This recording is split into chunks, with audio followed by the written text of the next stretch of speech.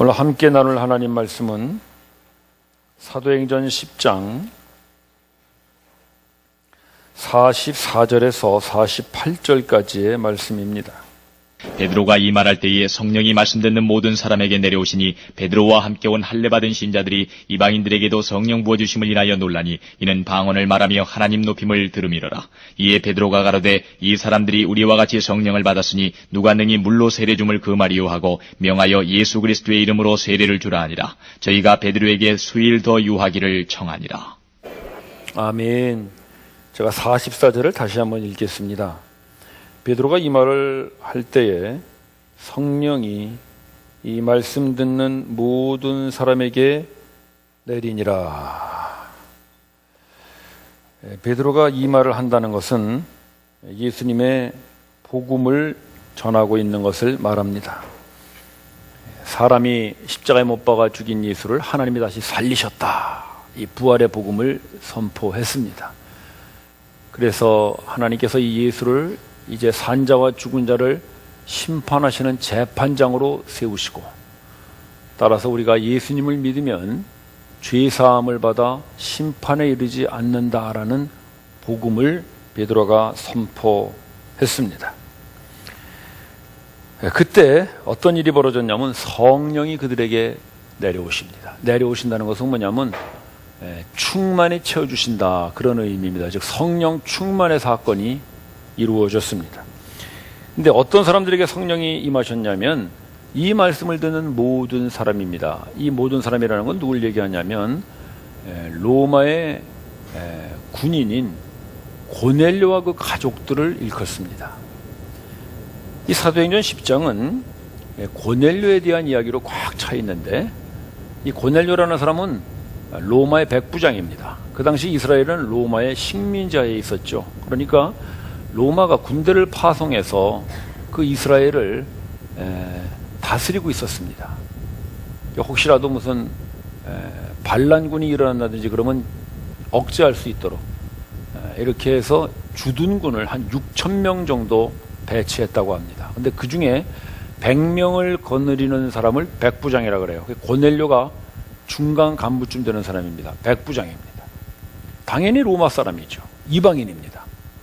그런데 그 고넬료가 어떤 사람이냐면, 우리 잠깐 한번 말씀을 좀 보고 갈까요? 10장에 보시죠. 10장 2절을 한번 보시기 바랍니다. 처음에 2절에 보시면 그 고넬료를 지금 어떻게 소개하고 있냐면, 그는 경건하고 하나님을 경외하며 백성들을 구제하고 항상 기도하는 사람이라고 되어 있습니다.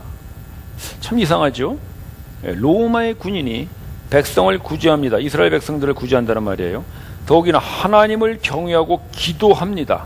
로마인들은 당연히 하나님을 몰랐겠죠. 자기들의 신들, 그 사람들 다신교들이니까, 다신교의 그 로마인들은 뭐 태양신이나 무슨 뭐 전쟁의 신이나 농사의 신이나 이런 다양한 자기들의 신을 섬기는 사람들인데, 이 사람이 하나님을 경외합니다. 아마 이스라엘에 와서 하나님을 소개받은 것 같아요. 어떻게 이 사람이 하나님을 믿게 되었을까? 우리가 알 수는 없지만 하나 추정해 볼 수는 있습니다. 그것을 보통 일반 계시라 그래요. 제가 성경 말씀을 하나 소개해 드리겠습니다. 로마서 1장 19절 말씀인데 한번 보시죠. 보시면 바울 사도의 말인데, 이는 너희 속에 하나님을 알만한 것을 보이셨다 그랬습니다. 양심을 말합니다.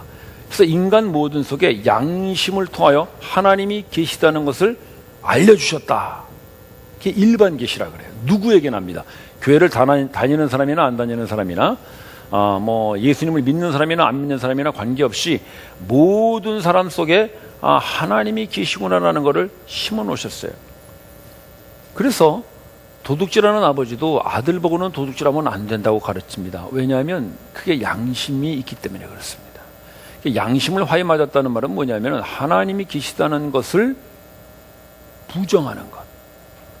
마음속에 이미 하나님이 계시다는 것을 다 하나님이 심어 놓으셨는데도 불구하고 그것을 끝내 자기가 억지로 부정하는 것. 양심을 화해 맞았다, 그런 말을 쓰는 것입니다. 따라서 이 고넬료는 아마 이런 일반 계시에 의해서 바로 하나님이 계시는구나, 그런 뭐 다양한 그런 그 잡신 같은 신들이 아니라 정말 이 세상을 다스리시고 이 세상을 창조한 그 유일한 신이 있구나라는 걸 아마 고넬료가 알았던 것 같습니다. 그러나 그것으로는 구원이 이루어지지 않습니다. 하나님이 계시다는 걸 안다고 해서 구원은 되지 않습니다. 다른 이로는 구원을 얻을 만한 이름이 없으니 천하 인간의 구원을 얻을 만한 다른 이름을 우리에게 주신 적이 없기 때문입니다. 사도행전 4장 말씀입니다. 따라서 일반 계시가 아니라 우리가 구원을 받을 수 있는 길은 오로지 하나, 우리의 특별 계시 대신 예수 그리스도뿐임을 믿으십시오. 그래서 예수밖에 없습니다. 그분만이 우리가 구원에 이르는 길이요 진리요 생명이지, 하나님이 계신가 보다 양심과 자연과 이런 일반적인 계시를 통해서는 우리는 구원을 받을 수가 없습니다. 고넬료는 아마 이런 일반 계시에 의해서 하나님이 계시다는 것을 알았던 것 같아요. 그래서 하나님을 경외하고 또 기도도 했어요. 그러나 그것으로는 안 됩니다.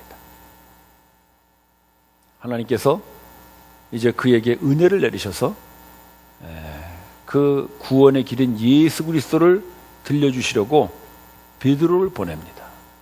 베드로가 이 고넬료가 있는 곳에 이제 가까이 있었어요. 베드로 보고 네가 저 고넬료의 집에 가서 복음을 전해라 말씀하셨습니다. 그런데 베드로가 깜짝 놀랐죠. 왜냐하면 베드로는 유대인이죠. 유대인은 이방인의 집에 들어가질 않습니다. 왜냐하면 이방인의 집에 들어가면 자연히 유대 율법에 금한 음식들을 대접받게 되죠. 이방인들은 그런 걸 막 먹으니까. 그래서 안 들어갑니다. 아예. 그런데 이방인인 고넬료의 집에 가서 복음을 전하라 그러니까 베드로가 아주 큰일 났어요. 그래서 못 갑니다. 그럽니다. 근데 그때 하나님께서 환상을 보여주세요.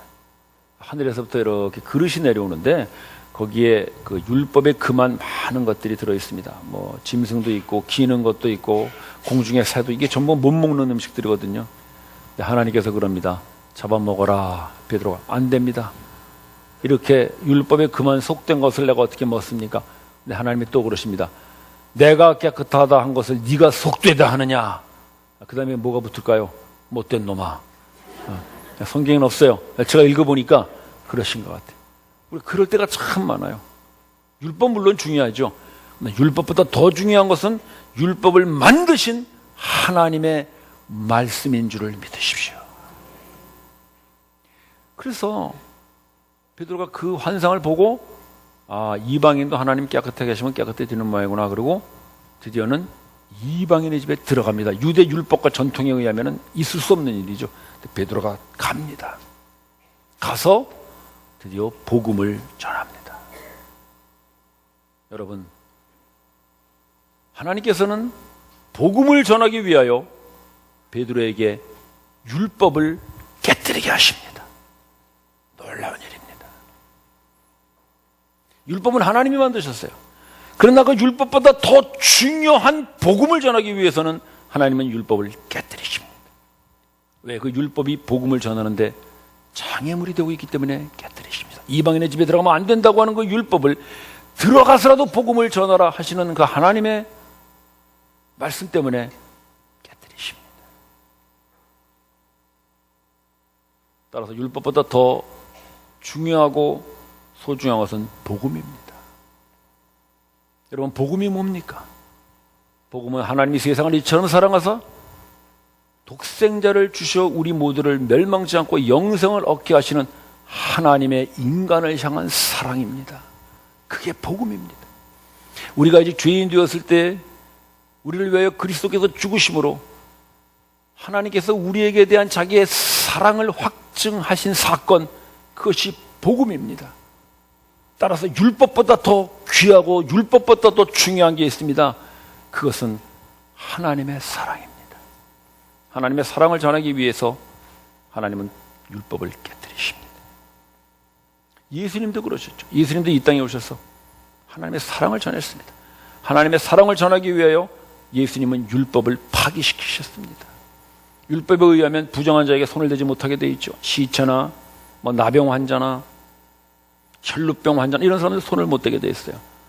그러나 예수님은 그들에게 손을 대어 고치십니다. 그냥 말로도 고치실 수 있죠. 나병 환자 고치실 수 있고요. 병자다 고치실 수 있어요. 그런데 예수님은 그들에게 손을 대면서 병을 고치십니다. 율법을 파기시키시는 것입니다. 손을 대지 말라고 되어 있는 율법을 파기하면서 손을 대십니다.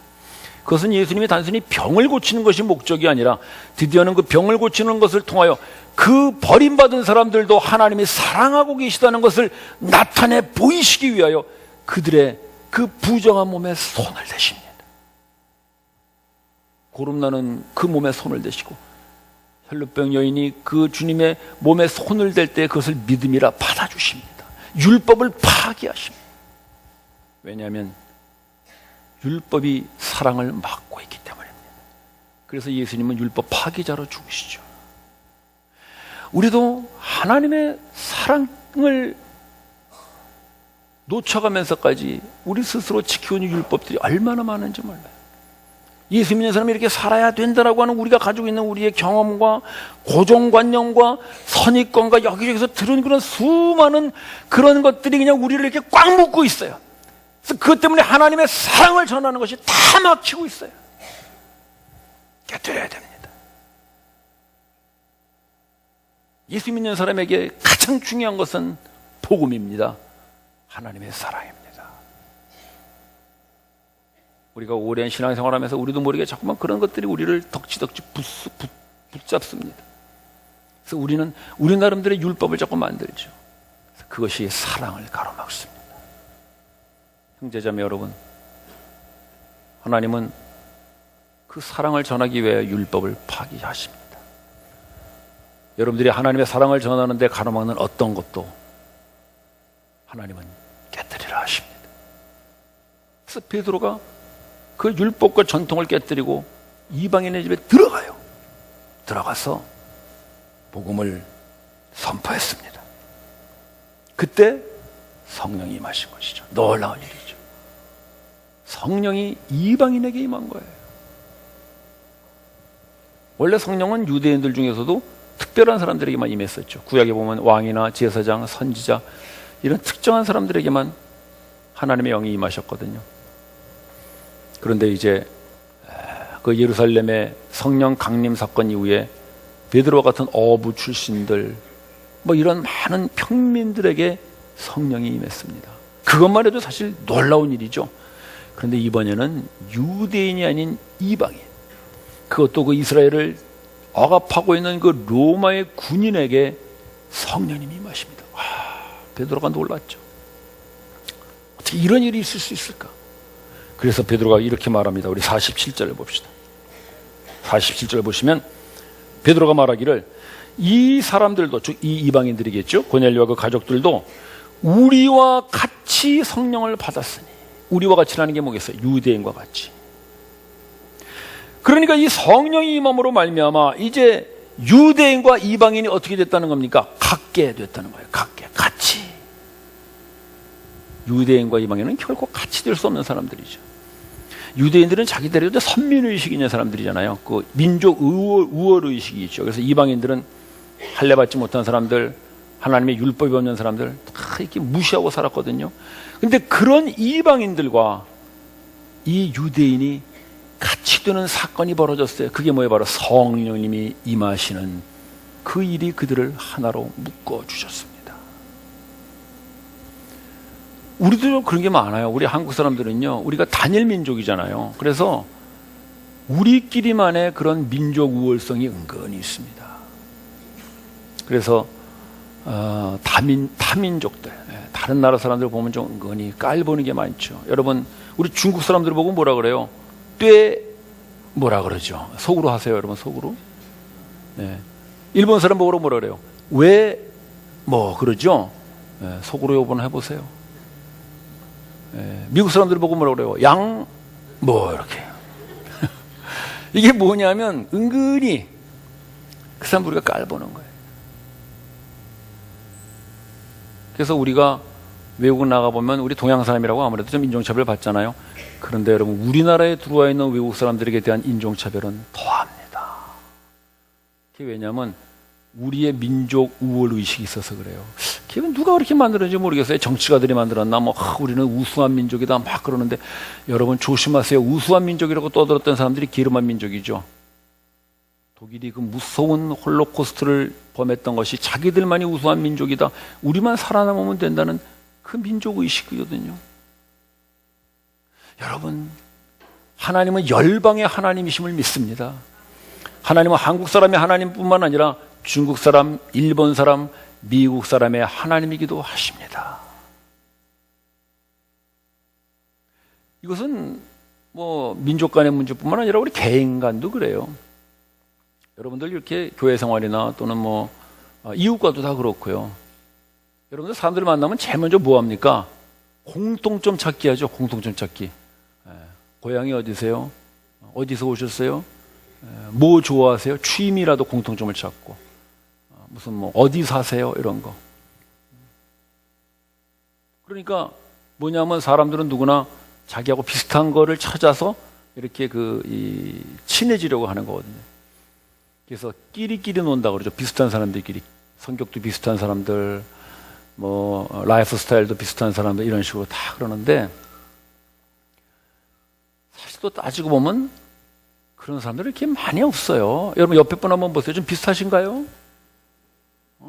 별로 저하고 비슷하지 않은 사람이 꼭 옆에 앉아 있죠. 그래서 우리는 언제나 이 사람들을 사귈 때 무언가 공통점을 찾으려고 막 그래요. 그러다가 공통점을 못 찾으면 어떻게 돼요? 배척합니다. 저 사람은 나하고 달라. 사는 스타일이 달라. 생각이 달라. 성격이 달라. 이런 식으로 다. 여러분 잘 기억하십시오. 우리 예수 믿는 사람들은 성격의 공통점이 아니고, 출신의 공통점이 아니고, 라이프 스타일이나 무슨 삶의 배경이나 학벌이나 가진 것의 공통점이 아니라 성령을 받은 것이 공통점임을 믿으십시오. 그게 유일한 공통점이에요. 저는 여러분들하고 아무런 공통점이 없어요. 저는 서울이에요. 여러분은 갱상도죠? 저는 키가 커요. 여러분 키 작죠? 크신 분도 있지만. 여러분, 저는 강씨예요. 여러분 김씨가 많죠? 공통점이 하나도 없어요. 그런데도 저와 여러분이 함께 주님의 몸을 이루고 함께 형제 자매라 부르고 한 교회를 이룰 수 있는 것은 오로지 하나, 우리가 같은 성령을 받았음을 믿습니다. 그 이외에 그것은 필요 없어요. 성격이 달라도 괜찮고요, 출신지가 달라도 괜찮고요, 키가 크건 작건, 돈이 있건 없건, 배우건 안 배웠건, 학벌이 좋건 많건, 그런 건 아무 관계 없어요. 우리의 공통점은 오로지 하나, 한 성령을 받았음을 믿습니다. 우리는 하나의 성령을 함께 받은 사람들이에요. 그래서 그들과 우리가 너와 내가 같이 되었다. 바로 베드로의 고백인 거예요. 베드로와 고넬료가 무슨 공통점이 있겠어요? 로마 사람과 유대인인데, 한 사람은 지배층의 사람이고 한 사람은 식민지의 사람이에요. 전혀 공통점을 찾을 수 없어요. 그런데 우리와 저희가 같이 되었다. 무엇으로? 성령 때문에. 따라서 형제자매 여러분, 우리가 교회 생활하고 신앙생활을 해나가는데 여러분들의 공통점은 오로지 하나, 성령 받았다는 것으로 공통점을 삼으시기를 바랍니다. 그래서 우리는 하나예요. 모든 것이 달라도 우리는 하나예요. 왜? 같은 성령을 받았기 때문에. 이것이 이방인의 성령 강림 사건입니다. 사도행전은 3번의 성령 강림 사건이 소개돼요. 우리가 지난번에 봤던 2장의 예루살렘의 성령 강림, 그리고 빌립이 복음을 전했던 사마리아 성의 성령 강림, 그리고 오늘 우리가 읽은 이방인의 성령 강림이 소개되고 있습니다.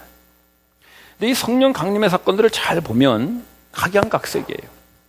예루살렘의 성령 강림이 임할 때는 제자들과 성도들이 모여서 저녁 기도에 힘썼어요.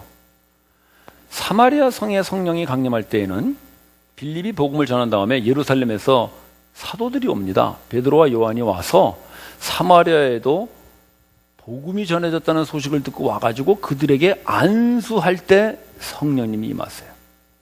오늘 이방인의 성령 강림은 복음이 선포될 때 성령이 임하세요. 각각이에요. 자, 여러분, 성령이 언제 임해요? 기도할 때, 안수 받을 때, 말씀을 전할 때. 왜 이렇게 각양각색일까요? 그것은 성령이 임하시는 것은 사람의 어떤 조건이나 상황에 관계없이 성령님 스스로가 결정하여 임하신다는 것을 보여주고 있습니다. 따라서 우리가 자주 오해하는 것은 뭐냐면 내가 성령을 받기 위한 어떤 조건과 상황을 내가 구성해 보려고 하는 거예요. 나 기도할 때 성령 받았어. 그러니까 너도 기도해봐. 그러면 성령 받을 거야 라고 우리는 기도를 성령을 받는 조건으로 자꾸 제시를 해요. 여러분, 성령님은 우리가 기도해서 오시는 분이 아니에요. 성령님이 오실 때 기도하고 있었을 뿐이지 기도했기 때문에 성령님이 오신 게 아니에요. 나 그 목사님한테서 안수 받았는데 성령 받았어. 너도 가서 안수 받아보거나 성령 임할 거야 하면 그 목사님은 어떤 분으로 만드는 거예요? 성령 주는 무당을 만드는 거예요. 성령은 그렇게 오지 않아요.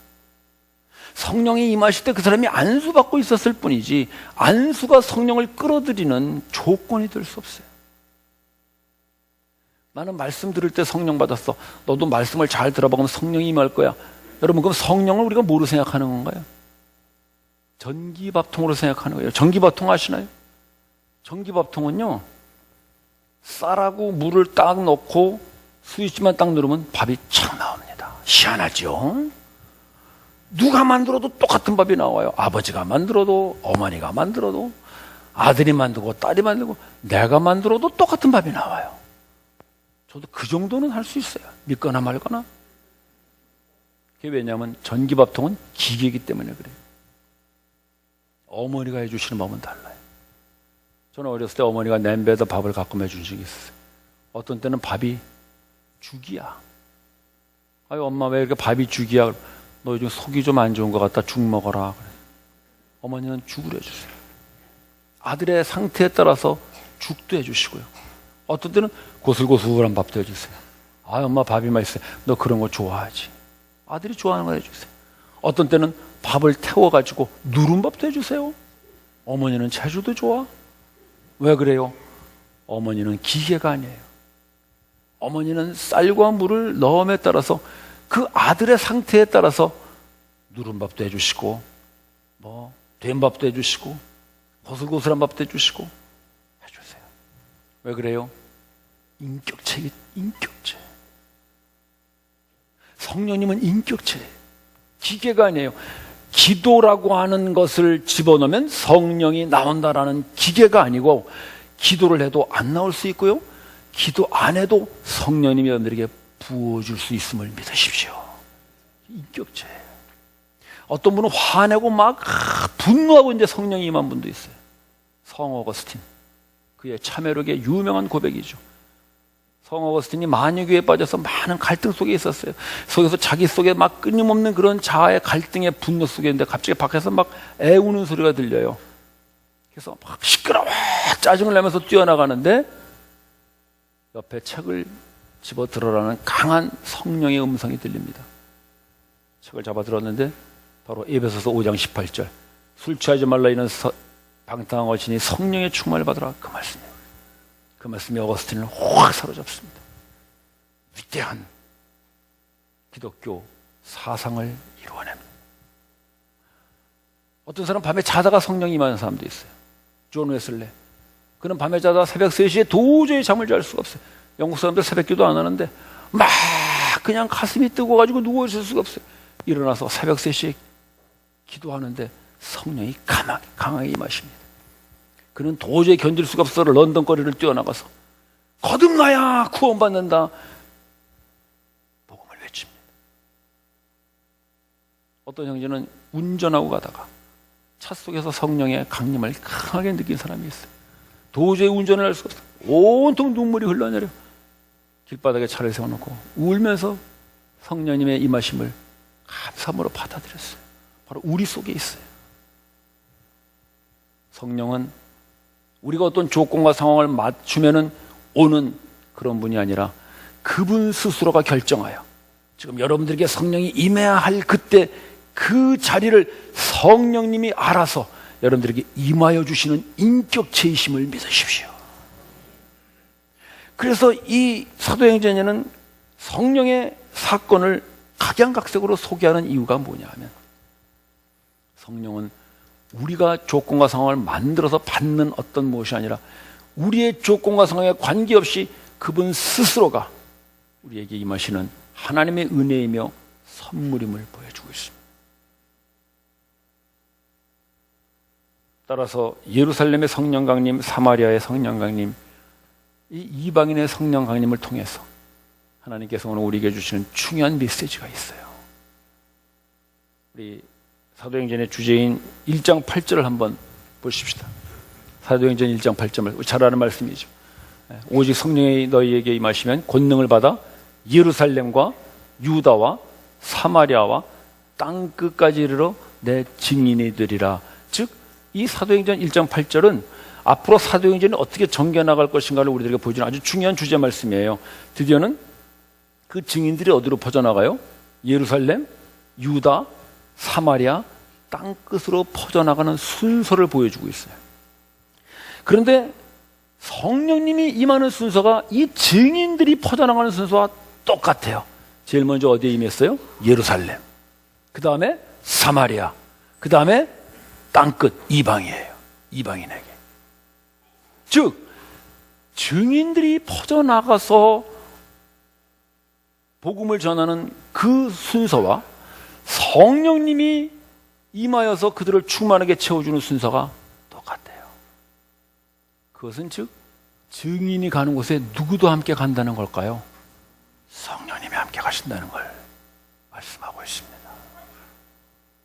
따라서 형제자매 여러분, 우리가 어디에 살던 어떤 자리에 서든 간에 우리가 예수의 그 죽으심과 부활을 드러내고 그가 산 자와 죽은 자의 심판자로 오실 것이며 또한 그를 믿는 자는 죄의 사함을 받아 심판을 받지 않는다는 그 그리스도의 복음을 말로 전하던 우리의 행동으로 전하던 삶으로 드러내던 우리가 써서 넣든 가르치든 무슨 방법을 통해서든 우리가 그 증인으로 살아간다면 그 자리에 성령이 충만하게 임할 줄을 믿으십시오.